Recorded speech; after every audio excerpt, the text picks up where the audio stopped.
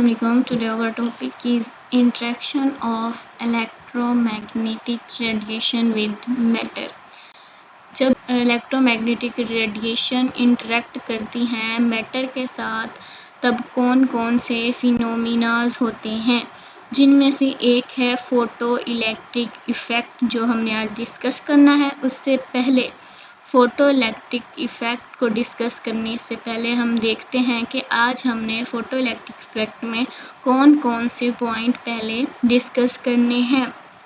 पहला पॉइंट है electromagnetic spectrum, दूसरा पॉइंट है फोटो इलेक्ट्रिक इफ़ेक्ट, तीसरा है threshold frequency, maximum kinetic energy of electrons, effect of change of intensity, effect of change in frequency in Einstein photoelectric equations, work function और equations हम आज discuss करते हैं।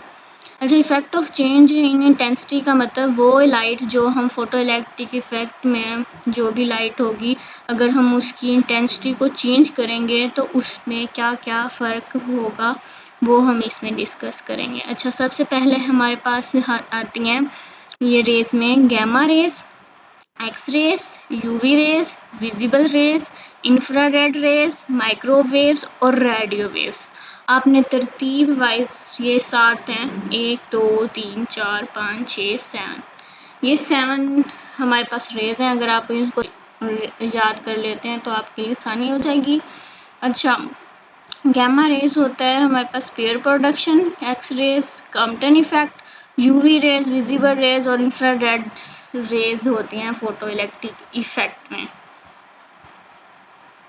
अब हम देख लेते हैं इन रेज में ना किसकी एनर्जी ज़्यादा होती है, फ्रीक्वेंसी ज़्यादा होती है और वेवलेंथ ज़्यादा होती है।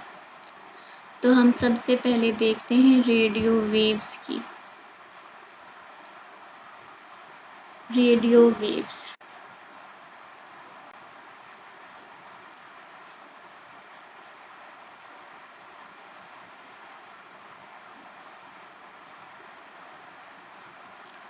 अच्छा, ये है हमारे पास रेडियो वेव्स। अच्छा, रेडियो वेव्स की जो एनर्जी होती है वो सबसे कम होती है। अच्छा, ये एनर्जी इसकी कम होती है, फ्रीक्वेंसी भी इसकी कम होती है और वेवलेंथ इसकी ज़्यादा होती है। अच्छा, इस तरह जैसे जैसे हम रेडियो वेव्स की एनर्जी कम, फ्रीक्वेंसी कम, वेवलेंथ ज़्यादा, हम रिलेशन देखा F is equal to C over lambda और एनर्जी डायरेक्टली प्रोपोर्शन होती है फ्रीक्वेंसी के। जैसे जैसे एनर्जी बढ़ेगी वैसे वैसे फ्रीक्वेंसी भी बढ़ेगी और वे अगर फ्रीक्वेंसी कम होगी तो वेवलेंथ ज़्यादा होगी। ये मैंने रिलेशन देखी और ये एनर्जी किसकी है, एनर्जी ऑफ फोटोन की। इस तरह जैसे जैसे हम ऊपर की तरफ जाएंगे ये रेडियो वेव्स है ना, अब अगर हम देखते हैं इसको देखते हैं तो माइक्रोवेव्स की एनर्जी बढ़ जाएगी, फ्रीक्वेंसी बढ़ जाएगी और वेवलेंथ कम हो जाएगी। इंफ्रारेड रेज की देखते हैं तो इसकी एनर्जी बढ़ जाएगी, फ्रीक्वेंसी बढ़ जाएगी और वेवलेंथ कम होगी। विजिबल रेज की भी ऐसे एनर्जी और फ्रीक्वेंसी ज़्यादा, वेवलेंथ कम। यूवी रेज की एनर्जी और फ्रीक्वेंसी ज़्यादा, वेवलेंथ कम। एक्स रेज की भी एनर्जी और फ्रीक्वेंसी ज़्यादा और वेवलेंथ कम। इसकी एनर्जी और फ्रीक्वेंसी सबसे ज़्यादा और वेवलेंथ सबसे कम, यानी कि इसकी एनर्जी सबसे ज़्यादा, फ्रीक्वेंसी सबसे ज़्यादा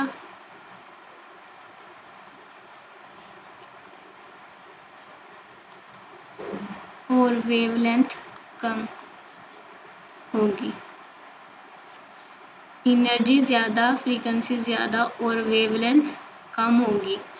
जैसे कि गैमा रेज की देखें, गैमा रेज की ये हमारे पास ये वेवलेंथ है, ये वेवलेंथ है इसकी गैमा रेज की, इसकी वेवलेंथ कम, एनर्जी और फ्रीक्वेंसी ज़्यादा। ये जो रेडियो वेव्स है, रेडियो वेव्स की वेवलेंथ सबसे ज़्यादा,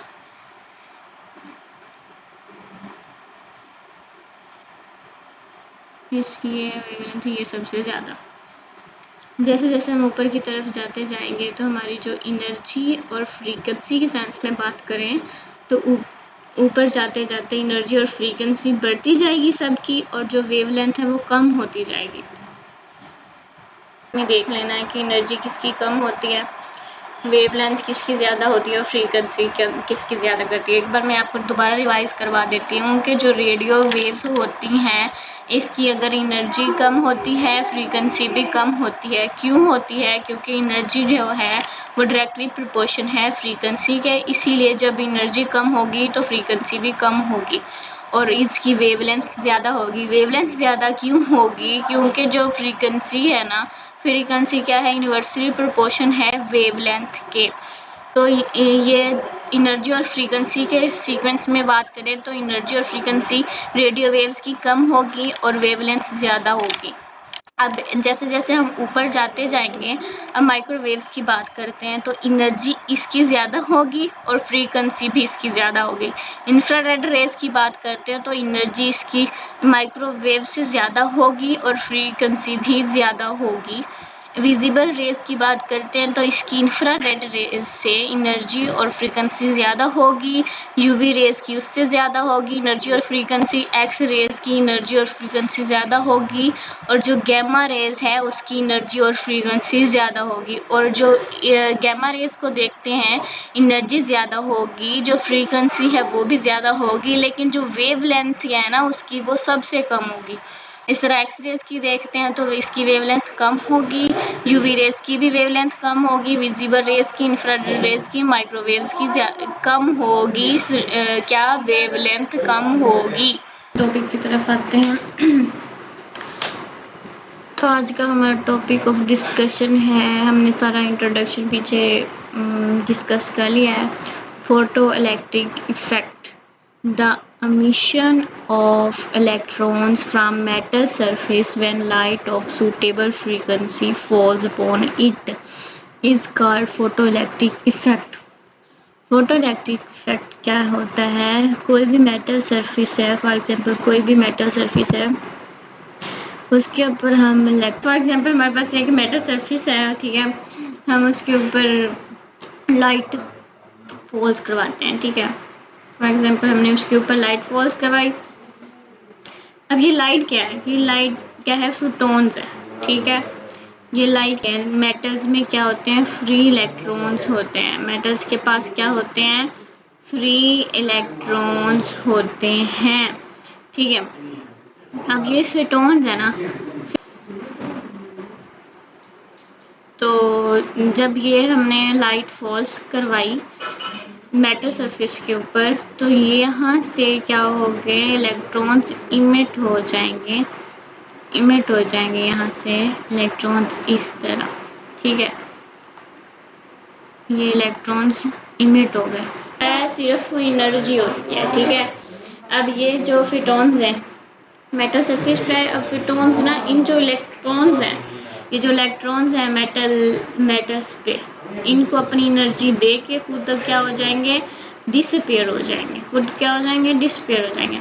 अब फोटॉन्स अब मेटल सरफेस पे इंटरेक्ट हुए, अब इन्होंने अपनी एनर्जी इन इलेक्ट्रॉन्स को दी, इन इलेक्ट्रॉन्स को एनर्जी दी, और ये जो इलेक्ट्रॉन्स हैं एनर्जी लेके यहाँ से इमिट हो गए, इजेक्ट हो गए। लेकिन जो फोटॉन्स हैं ये खुद क्या हो गई? फोटॉन क्या होगी? खुद डिसअपियर हो जाएंगे, फोटॉन्स खुद डिसअपियर हो जाएंगे। अच्छा, अब फोटो इलेक्ट्रिक इफेक्ट क्या होता है? फोटो इलेक्ट्रिक इफेक्ट भी तो यही होता है, the emission of electrons from metal surface when light of suitable frequency falls upon it is called photoelectric effect। तो इसी फिनोमिना को क्या कहते हैं हम? इसी फिनोमिना को क्या कहते हैं? फोटो इलेक्ट्रिक इफेक्ट कहते हैं। किस फिनोमिना को? इस फिनोमिना को क्या कहते हैं हम? फोटो इलेक्ट्रिक इफेक्ट कहते हैं। मेटल है, मेटल पे फोटॉन्स इंटरेक्ट हुए और फोटॉन्स के पास क्या होती है ना, मैस होता है ना, उसके ऊपर क्या होता है? कोई चार्ज होता है। मैस के पास क्या होता है? एनर्जी होती है। अच्छा, फोटॉन्स के पास एनर्जी होती है ना, ये मेटल है, मेटल के ऊपर फोटॉन्स आए, फोटॉन्स ने इनको एनर्जी दी और ये इलेक्ट्रॉन इंजेक्ट हो गए। ठीक है, ये इलेक्ट्रॉन इंजेक्ट हो गया। अब अगर हम इसकी तरफ देखें, अपनी डेफिनेशन की तरफ देखें, the emission of electrons from metal surface when light of suitable frequency falls upon it, ये क्या है, suitable frequency। इसका मतलब ये है कि मेटल से इलेक्ट्रॉन्स तब भी निकलेंगे जब क्या होगा, किसी सूटेबल फ्रीक्वेंसी की लाइट उसके ऊपर क्या होगी, फॉल करेगी, तब ही इलेक्ट्रॉन इससे इजेक्ट होंगे या इमिट होंगे। क्योंकि फोटो इलेक्ट्रिक इफेक्ट में यही है ना, द सूटेबल फ्रीक्वेंसी। इसका मतलब अब सूटेबल फ्रीक्वेंसी होगी उस लाइट की, तभी इस मेटल से इलेक्ट्रॉन्स बाहर निकलेंगे। देख लिया हमने सूटेबल फ्रीक्वेंसी को क्या कहते हैं। अब उस सूटेबल फ्रीक्वेंसी का नाम है थ्रेशोल्ड फ्रीक्वेंसी। क्या है, थ्रेशोल्ड फ्रीक्वेंसी।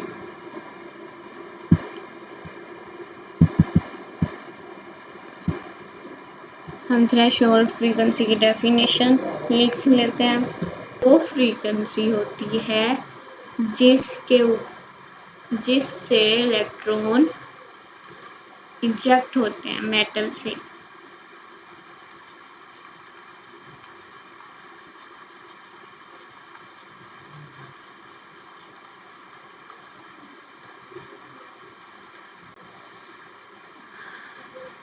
तो इसकी डेफिनेशन क्या है, the minimum frequency, the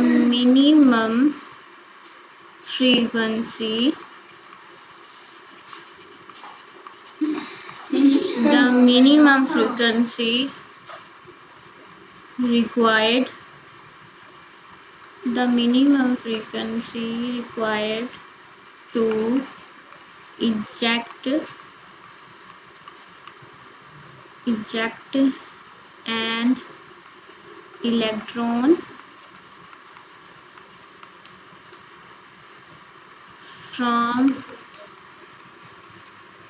metal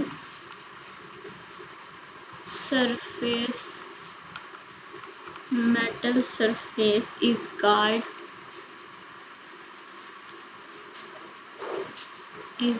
threshold frequency. Threshold frequency.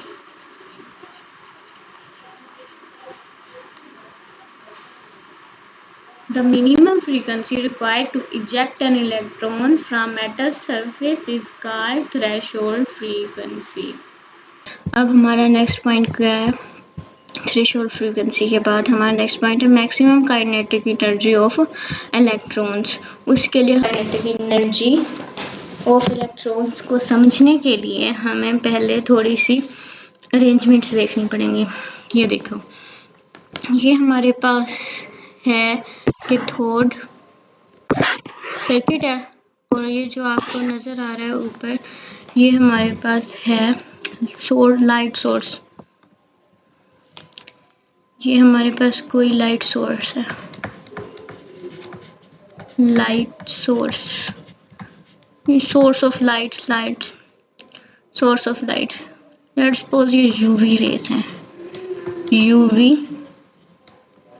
UV light source है, यूवी लाइट रेज सोर्स है, ठीक है। अब इसमें एक हमारे पास कैथोड है और एक एनोड है और एमीटर है। इस पे नेगेटिव कैथोड पे नेगेटिव चार्ज है और एनोड पे क्या है, एनोड पे पॉजिटिव है। और इसके अंदर जब हम यूवी रेज को कैथोड प्लेट के ऊपर इमिट कराएंगे तो इसमें से क्या प्रोड्यूस होंगी, इलेक्ट्रॉन्स। क्या होंगे, इलेक्ट्रॉन्स। अब जैसे कि इलेक्ट्रॉन एनोड के ऊपर है पॉजिटिव चार्ज और इलेक्ट्रॉन्स के ऊपर तो पता ही आपको नेगेटिव चार्ज होता है, तो नेगेटिव चार्ज एनोड की तरफ अट्रैक्ट करेगा। नेगेटिव चार्ज क्या करेगा, एनोड की तरफ अट्रैक्ट होगा, तो ये पूरे सर्किट में पास हो जाएगा। यहाँ से ये पूरे सर्किट में इलेक्ट्रॉन क्या होगा, पास होगा पूरे सर्किट में। एमीटर हमें बताएगा कि ये क्या है, इलेक्ट्रॉन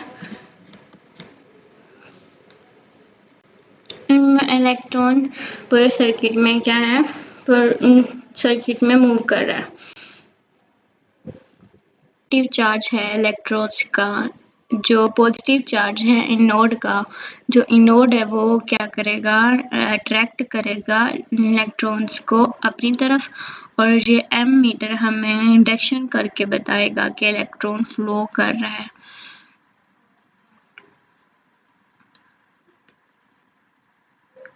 जो करंट फोटोइलेक्ट्रिक इफेक्ट की वजह से प्रोड्यूस होता है तो उसको क्या कहते हैं, करंट प्रोड्यूस हो रहा है उसको क्या कहते हैं, फोटोइलेक्ट्रिक करंट। फोटोइलेक्ट्रिक इफेक्ट की वजह से जो करंट प्रोड्यूस होता है उसको क्या कहते हैं हम, फोटोइलेक्ट्रिक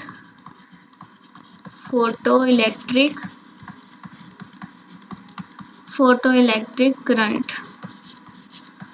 क्योंकि ये फोटोइलेक्ट्रिक इफेक्ट की वजह से ये करंट प्रोड्यूस हो रहा है तो इसको क्या कहेंगे हम, फोटोइलेक्ट्रिक करंट। तो फिर मैं रिपीट कर देती हूँ, हम लेंगे light source, UV rays light source है हमारे पास, ये लाइट सोर्स है, ये कैथोड है, ये इनोड है। इनोड के ऊपर कौन सा चार्ज है, पॉजिटिव चार्ज, कैथोड के ऊपर नेगेटिव चार्ज, ठीक है। ये वैक्यूम ट्यूब, ये ट्यूब है वैक्यूम ट्यूब। अब ये है हमारे पास लाइट सोर्स, जब इसके कैथोड पे पड़ेगा, कैथोड इस पे पड़ेगा तो यहाँ से क्या होंगे, इलेक्ट्रॉन इमिट होंगे, और जो इलेक्ट्रॉन इमिट होंगे कौन अट्रैक्ट करेगा, इनोड। क्यों अट्रैक्ट करेगा, क्योंकि उसके ऊपर क्या है, पॉजिटिव चार्ज है। पॉजिटिव चार्ज अपनी तरफ ये नेगेटिव को, इलेक्ट्रॉन्स को अट्रैक्ट करेगा, ये पूरे फिर सर्किट में मूव होंगे, और यहाँ पे जो एमीटर है ये हमें इंडक्शन करके बताएगा करंट की के इलेक्ट्रॉन्स फ्लो हो रहे हैं। और जो करंट फोटोइलेक्ट्रिक इफेक्ट की वजह से प्रोड्यूस हो रहा है तो उसको हमने क्या कहना है, उसको हमने कहना फोटोइलेक्ट्रिक करंट। वो इंशाल्लाह हम डिस्कस करेंगे डिटेल से। उससे पहले हम ये देख लेते हैं कि ये मेटल सरफेस है, ठीक है, इसमें इलेक्ट्रॉन्स हैं, ठीक है, इलेक्ट्रॉन्स हैं। अब यहाँ से जो इसके ऊपर रेज आएगी, फोटोन आएगा, और यहाँ से इमिट होंगे इलेक्ट्रॉन्स, इमिट होगा, तो इसमें से जो काइनेटिक एनर्जी है वो किसकी ज़्यादा होगी, कौन से इलेक्ट्रॉन की ज़्यादा होगी, जो मेटल सरफेस के ऊपर से ही इमिट हो जाएगा, ठीक है। फोटोन आई, इस इलेक्ट्रॉन को एनर्जी दी और ये ऊपर से ही इमिट हो जाता है, तो इसकी काइनेटिक एनर्जी ज़्यादा होगी बानिस्बत इस इलेक्ट्रॉन के। क्यों, क्योंकि ये नीचे है इलेक्ट्रॉन, ठीक है, जब ये इमिट होगा इसको इस आना पड़ेगा, उसमें भी तो इसकी एनर्जी ज़ाया हो जाएगी, ठीक है, इसकी एनर्जी ज़ाया हो जाएगी। जब फिर इमिट होगा तो इसकी एनर्जी जो ऊपर ही मेटल सरफेस से इलेक्ट्रॉन इमिट हुआ है उससे उसकी काइनेटिक एनर्जी नीचे वाले इलेक्ट्रॉन्स की कम होगी। दोबारा बता रही हूँ कि फोटोन जब इमिट होगा मेटल सरफेस से, जो ऊपर वाला इलेक्ट्रॉन है वो इमिट होगा, उसकी काइनेटिक एनर्जी ज़्यादा होगी। काइनेटिक एनर्जी क्या होगी, ज़्यादा होगी बनिस्बत उस इलेक्ट्रॉन के जो उस इलेक्ट्रॉन के नीचे है, मेटल सरफेस के ऊपर वाले इलेक्ट्रॉन से जो नीचे है ना, उसकी इलेक्ट्रॉन काइनेटिक एनर्जी क्या होगी, कम होगी। काइनेटिक एनर्जी किसकी कम होगी, इस वाले इलेक्ट्रॉन की काइनेटिक एनर्जी कम होगी इसकी निस्बत जो ऊपर से ही इमिट हो गया है, ठीक है। अब इसको maximum kinetic energy of electron को समझने के लिए हम एनर्जी हम डायग्राम से ही समझनी थी, तो मैंने यहाँ पे डायग्राम ड्रा की है। अब ये जो कैथोड था, साथ वाले डायग्राम में आपको नजर भी आ रहा होगा, ये जो कैथोड था C और ये था नोड A।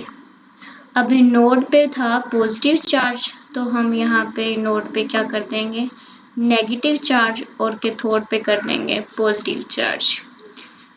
अब ये जो इलेक्ट्रॉन्स थे जो इसकी तरफ अट्रैक्ट हो रहे थे नोड की तरफ, अब नेगेटिव चार्ज की वजह से ये क्या होंगे, रिपेल कर देगा। एनोड क्या करेगा, इलेक्ट्रॉन्स को अब क्या करेगा, रिपेल कर देगा। ठीक, पोटेंशियल दिया है, ये हमने इसको वेरिएबल पोटेंशियल दिया है, यानी कि मैं इसको कम या ज्यादा कर सकती हूँ। क्योंकि जैसे कि अब मैं कम और ज्यादा क्यों कैसे कर सकती हूँ, हम क्या करेंगे, यहाँ पे लगा देंगे रियोस्टेट। रियोस्टेट, अब रियोस्टेट से क्या होगा, रियोस्टेट से मैं इसकी पोटेंशियल को कम या ज्यादा कर सकती हूँ। पोटेंशियल को मैं क्या कर सकती हूँ, कम और ज्यादा कर सकती हूँ। ठीक है, और यहाँ पे मैं वोल्ट मीटर भी लगा देती हूँ।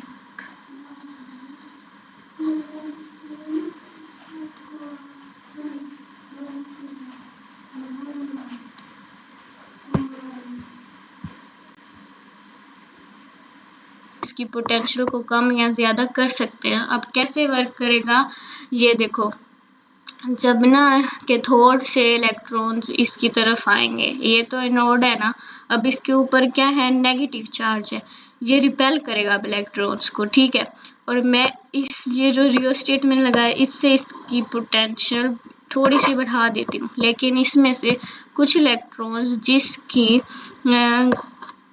एनर्जी थोड़ी कम होगी, ये क्या करेगा, उनको रोक लेगा, लेकिन कुछ इलेक्ट्रॉन्स जिनकी एनर्जी ज्यादा होगी, ये इनको जाने देगा। ठीक है, इसकी और बढ़ा दूंगी तो इसकी एनर्जी क्या होगी, ज्यादा हो जाएगी। अब वो चार्ज की एनर्जी एनोड से ज्यादा थी, इलेक्ट्रॉन्स की एनर्जी एनोड से ज्यादा थी, अब वो नहीं गुजरेंगे। क्यों, क्योंकि इसकी जो है ना पोटेंशियल एनर्जी को मैंने क्या कर दिया है, रियोस्टेट के जरिए बढ़ा दिया। अब इलेक्ट्रॉन्स इससे गुजर ही नहीं सकते, बस अब कोई भी इलेक्ट्रॉन्स नहीं गुजर सकेगा। क्यों, क्योंकि मैंने रियोस्टेट की हेल्प से क्या किया, इसकी पोटेंशियल बढ़ा दी है।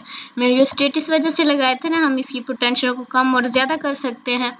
अब जब उसकी पोटेंशियल कम थी तो उसने कुछ इलेक्ट्रॉन्स इन्होंने रोक लिए थे, अब मैंने इसकी क्या की, पोटेंशियल बढ़ा दी। अब कोई भी इलेक्ट्रॉन इनोड से पास नहीं हो सकता, इसमें से कोई इलेक्ट्रॉन्स पास नहीं होगा। क्यों नहीं होगा, क्योंकि इसकी पोटेंशियल बढ़ा दी है और इलेक्ट्रॉन्स इसमें से पास नहीं हो सकते। ये क्या हो गया है, अब यहाँ पे समझने वाली बात है, इसमें आएगा स्टॉपिंग पोटेंशियल, वो पोटेंशियल जिसमें इलेक्ट्रिक करंट सर्किट में जीरो हो जाए, उसको क्या कहते हैं, स्टॉपिंग पोटेंशियल कहते हैं। स्टॉपिंग पोटेंशियल क्या को फाइंड करने के लिए स्टॉपिंग पोटेंशियल हम यूज करते हैं।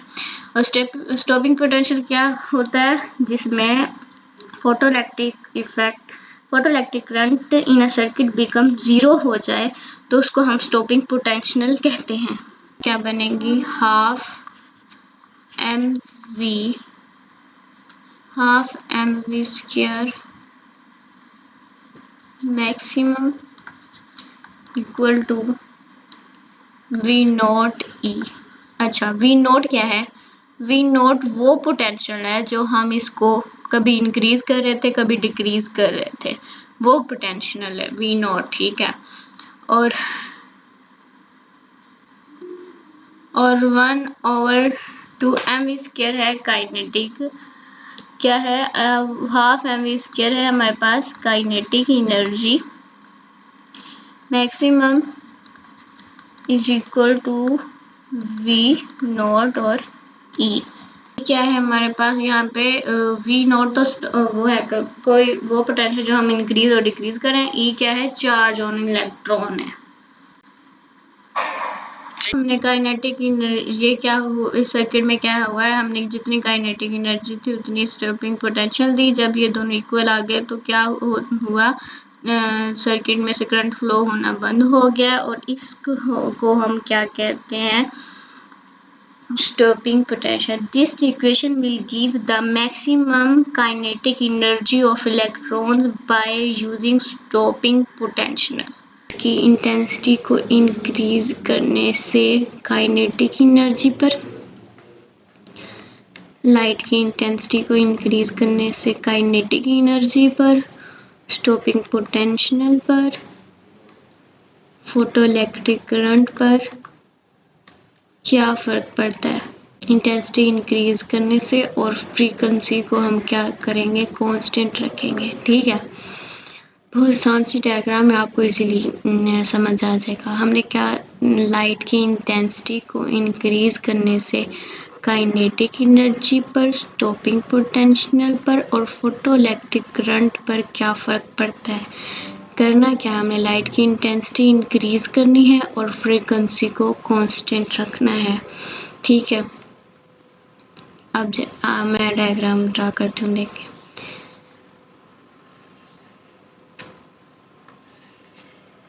ये एक्स एक्सिस है, एक्स एक्सिस की एक साइड पे हम पॉजिटिव पोटेंशियल लिखेंगे, दूसरी साइड पे रखेंगे हम नेगेटिव पोटेंशियल। ठीक है, और ये है फोटोइलेक्ट्रिक करंट,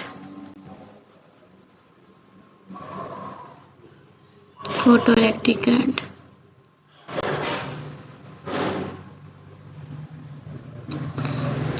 अब फर्स्ट पे मैं एक I1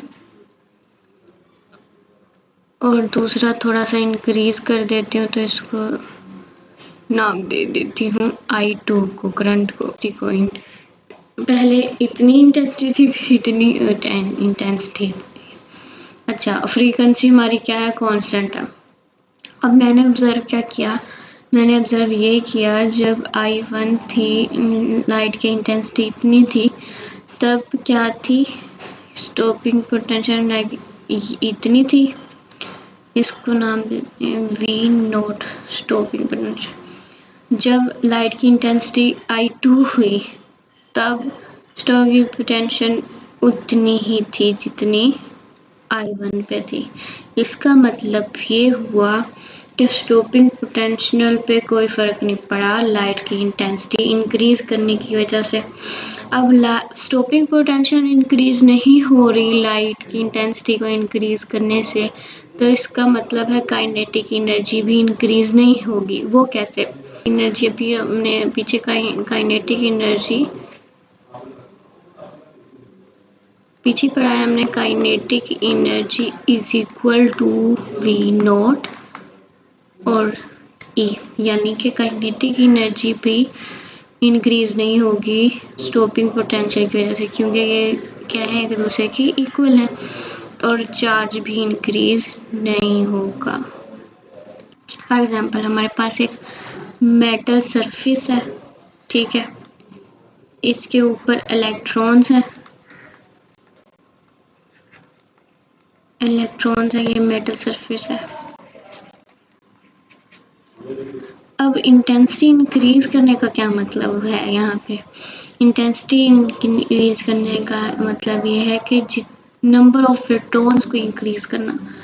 अब फॉर एग्जांपल यहाँ पे 2 है फोटॉन्स, ठीक है, 2 फोटॉन्स हैं, तो यहाँ से इमिट भी कितने हो रहे हैं, सरफेस से इलेक्ट्रॉन्स 2 इमिट हो रहे हैं इलेक्ट्रॉन्स। ठीक है, अब पहले समझ लेते हैं इस वर्ड का इंटेंसिटी का क्या मतलब। इंटेंसिटी का मतलब है नंबर ऑफ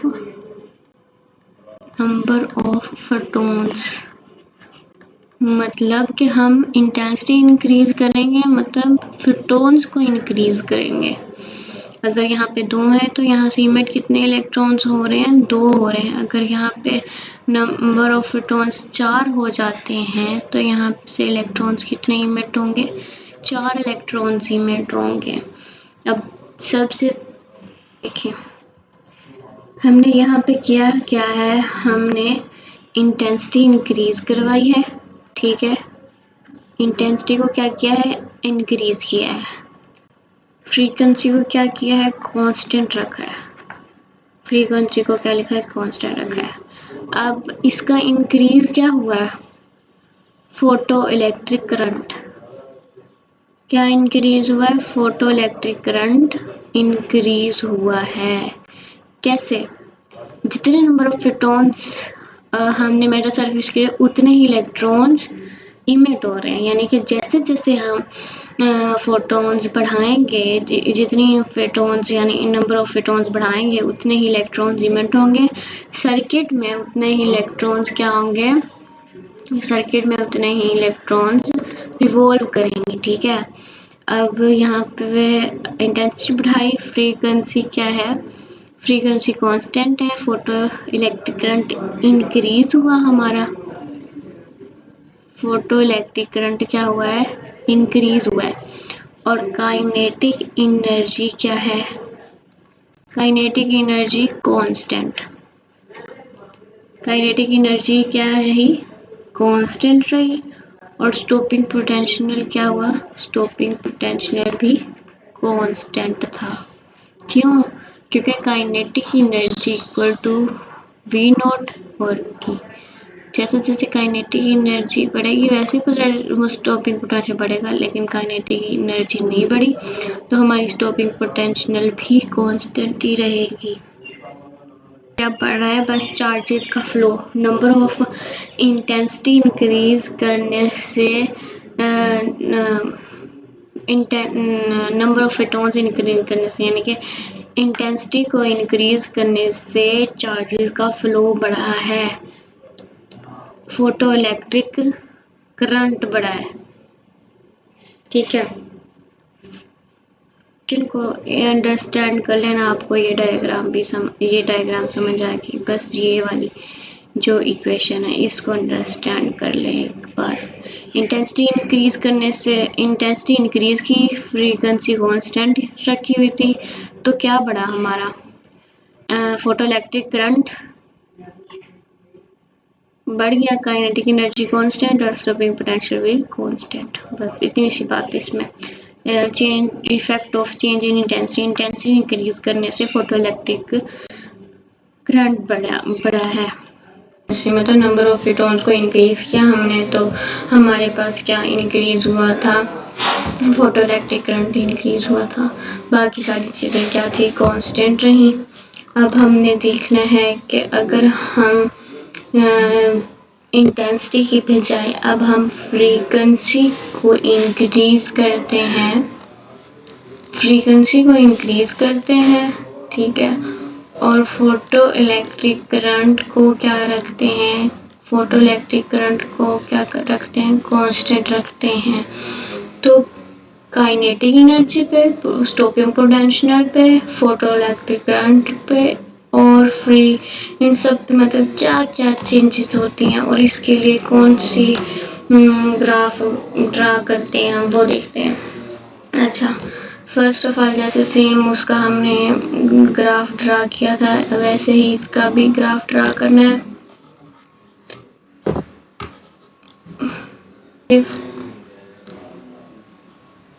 पोटेंशियल, ठीक है, ये है negative potential,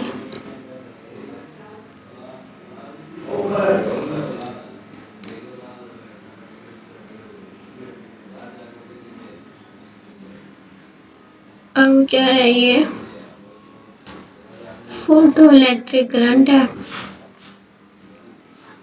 photo electric current यहाँ ऐसे शो होगा, फोटो इलेक्ट्रिक करंट। ठीक है, ये हमारी इंटेंसिटी है, इंटेंसिटी है। ठीक है, इसको आपने भूलना नहीं है, ये इंटेंसिटी है और इंटेंसिटी यहाँ पे कांस्टेंट है। हमने इसमें फ्रीक्वेंसी को इंक्रीज करना है। ठीक है, किसको इंक्रीज करना है, फ्रीक्वेंसी को इंक्रीज करना है। अब यहाँ पे हमारे पास कांस्टेंट क्या है, इंटेंसिटी। ठीक है, जब मैंने इंटेंसिटी को कांस्टेंट रखा तो मैंने ऑब्जर्व किया कि यहाँ पे फ्रीक्वेंसी को इतना F1 का नाम दे देते हैं इसको, इतनी इंक्रीज हुई। दूसरी बार जब मैंने ऑब्जर्व किया तो फ्रीक्वेंसी को इंक्रीज करने से ये इतनी हुई, ये है F2। तो यहाँ F1 फ्रीक्वेंसी इंक्रीज की, फिर मैंने F2 इंक्रीज की। पहले हमारे पास स्टॉपिंग पोटेंशियल कितनी थी, इतनी। अब स्टॉपिंग पोटेंशियल कितनी हो गई, इतनी इंक्रीज हो गई। ठीक है, V नोट इंक्रीज हुई है, स्टॉपिंग पोटेंशियल इंक्रीज हुई है। इसको हम इस तरह भी लिख सकते हैं F2 ग्रेटर देन F1। इसका मतलब है इंटेंसिटी क्या है, कांस्टेंट है। फ्रीक्वेंसी इंक्रीज करने से स्टॉपिंग पोटेंशियल क्या हुई है, इंक्रीज हुई है। अब इस इक्वेशन को मैं एक बार लिख के समझा देती हूँ आपको।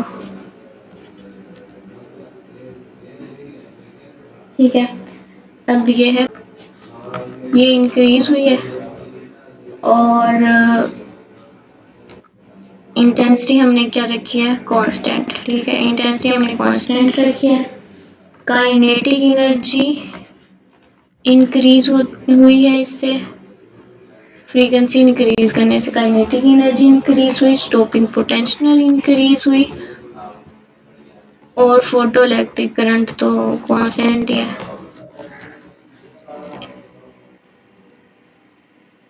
फ्रीक्वेंसी इंक्रीज करने से और इंटेंसिटी को कांस्टेंट रखने से काइनेटिक एनर्जी इंक्रीज हुई, स्टॉपिंग पोटेंशियल इंक्रीज हुई और फोटो इलेक्ट्रिक करंट कांस्टेंट था।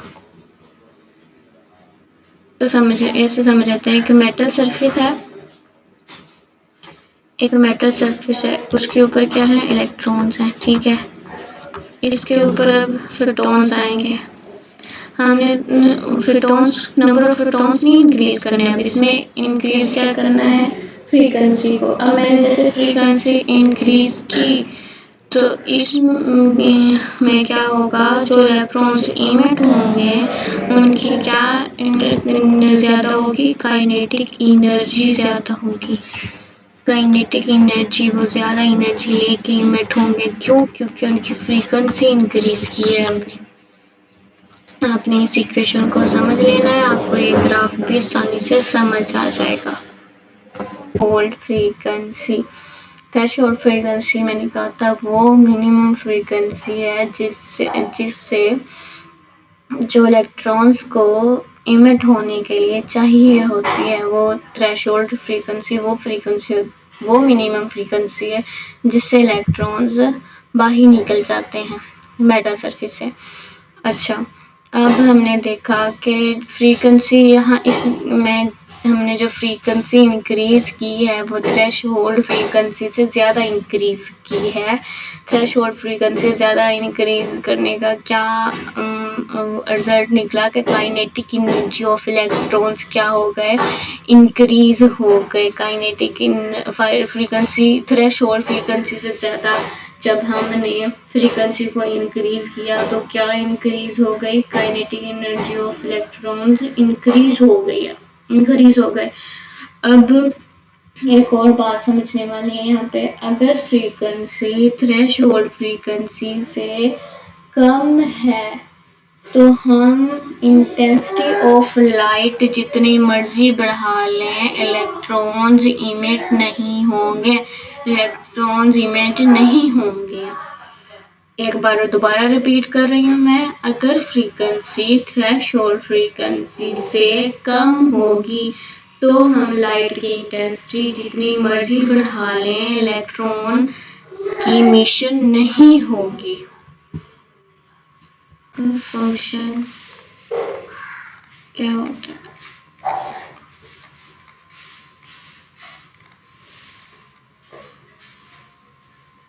अच्छा, आइंस्टाइन ने हमें बताया था ए के फॉर्म में, उस ब्रैकेट की फॉर्म है ना, उसको उसने नाम दिया था फोटॉन्स का। तो उसकी equation E is equal to H f, यानी energy is equal to H f. ठीक है, वर्क फंक्शन देख लेते हैं। वर्क फंक्शन क्या होता है,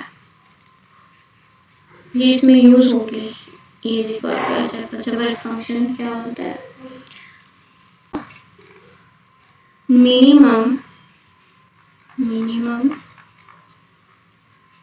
the minimum amount the minimum amount of the minimum amount of energy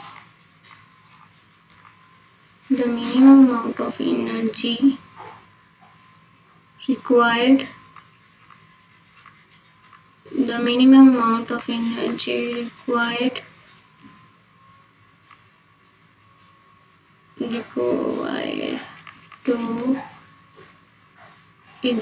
to eject an electron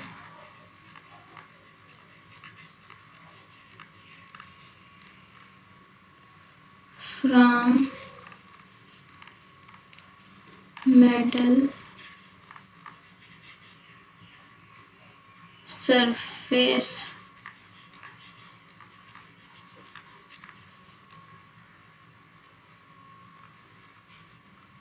is called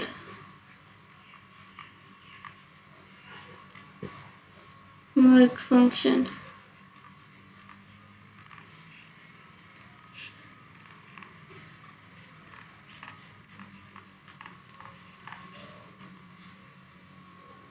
ये है work function. The minimum amount of energy required to eject an electron from metal surface का work function. अच्छा, अब क्या है the minimum amount of energy required to eject an electron from metal surface का work function. वो minimum energy जो electrons को metal surface से निकलने के लिए चाहिए वो क्या है वर्क फंक्शन है। और थ्रेशोल्ड फ्रीक्वेंसी क्या है थ्रेशोल्ड फ्रीक्वेंसी वो मिनिमम फ्रीक्वेंसी है थ्रेशोल्ड फ्रीक्वेंसी क्या है थ्रेशोल्ड फ्रीक्वेंसी वो मिनिमम फ्रीक्वेंसी जो इलेक्ट्रॉन्स को इजेक्ट होने के लिए चाहिए मेटल सरफेस से। अब थ्रेशोल्ड फ्रीक्वेंसी को किससे डिनोट करते हैं एफ नोट से डिनोट करते हैं। ठीक है, ये है थ्रेशोल्ड फ्रीक्वेंसी।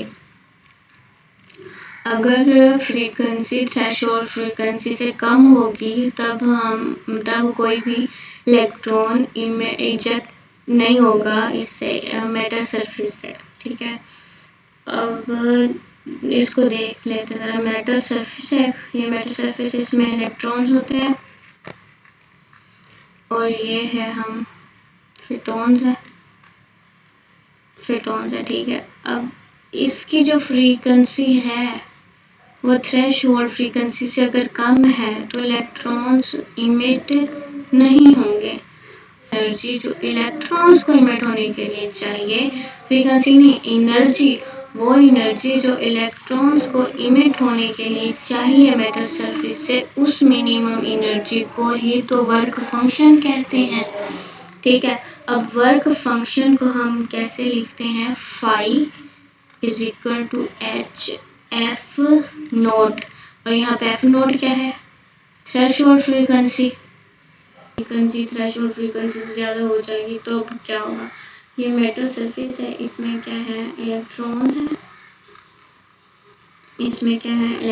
हैं इसमें फोटॉन्स में वो करें इंटरेक्ट करें और यहाँ से जब इसकी फ्रीक्वेंसी थ्रेशोल्ड फ्रीक्वेंसी से ज़्यादा होगी तब इलेक्ट्रॉन्स इमिट होंगे नहीं होंगे लेकिन इलेक्ट्रॉन्स इमिट होंगे लेकिन उनकी क्या होगी काइनेटिक एनर्जी ज़्यादा होगी। ये हमने पहले डिस्कस कर लिया। ठीक है, उसकी क्या होगी काइनेटिक एनर्जी ज़्यादा होगी।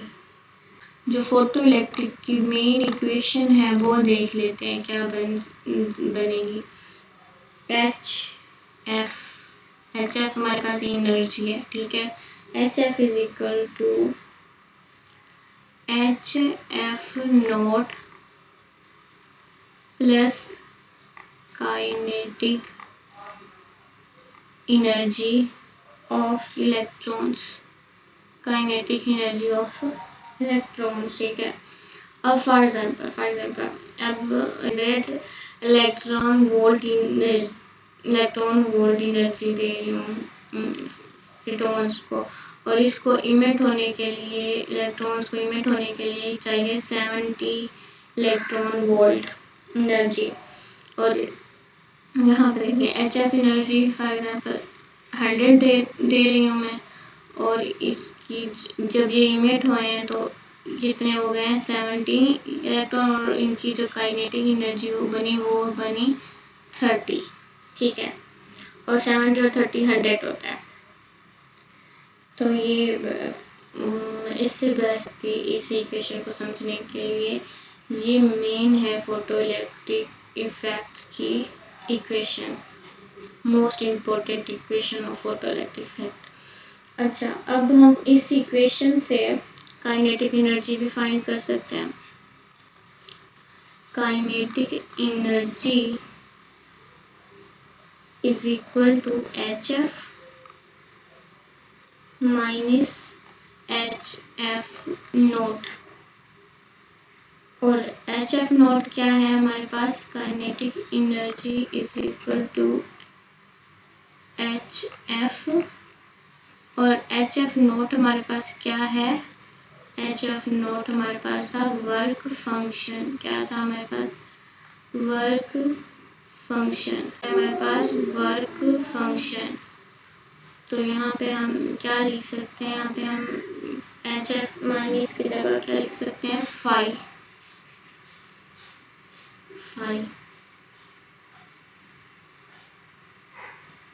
अब एक और, अगर मैं फोटॉन्स को 70, ये मेटल सरफेस है, इसमें इलेक्ट्रॉन्स है, मैंने इसको फोटॉन्स ये 70 इलेक्ट्रॉन वोल्ट, और इसको इमिट होने के लिए भी 70 ही इलेक्ट्रॉन वोल्ट एनर्जी चाहिए थी। तो क्या होगा, HF is equal to HF naught बन जाएगा, फिर काइनेटिक एनर्जी नहीं बनेगी, 70 इज इक्वल टू 70 हो जाएगा, फिर क्या नहीं बनेगी, काइनेटिक एनर्जी नहीं होगी बनेगी। तो ये था फोटो इलेक्ट्रिक इफेक्ट आज का टॉपिक, जो होपफुली हो गए होंगे। मैंने भी पूरी कोशिश की है कि आपको सारे पॉइंट समझ आ जाएं। अच्छा, अब थोड़ा सा इसको BS लेवल पे देख लेते हैं, क्वांटम थ्योरी से और क्लासिकल थ्योरी के कॉन्सेप्ट से। अच्छा, क्लासिकल थ्योरी क्या होती है, क्लासिकल थ्योरी जो 19th सेंचुरी से पहले की थ्योरीज हैं उसको क्लासिकल थ्योरी कहते हैं, और क्वांटम थ्योरी जो 19th के बाद की है उसको कहते हैं। अच्छा, क्लासिकल थ्योरी ने कहा कि इंटेंसिटी इंक्रीज करने से काइनेटिक एनर्जी भी इंक्रीज हो जानी चाहिए थी, और हर फ्रीक्वेंसी पे इलेक्ट्रॉन बाहर निकलना चाहिए, ये कहा क्लासिकल थ्योरी ने। और हाँ, जो कि गलत था, ये थ्योरी ने इस कॉन्सेप्ट को करेक्ट किया कि इंटेंसिटी इंक्रीज करने से काइनेटिक एनर्जी इंक्रीज नहीं होती, और हर फ्रीक्वेंसी पे इलेक्ट्रॉन नहीं इमिट हो सकता। फ्रीक्वेंसी इलेक्ट्रॉन इमिट होने के लिए थ्रेशोल्ड फ्रीक्वेंसी का होना लाजमी है। तो photo electric effect HF is equal to HF node plus kinetic energy of electrons. Thanks for watching.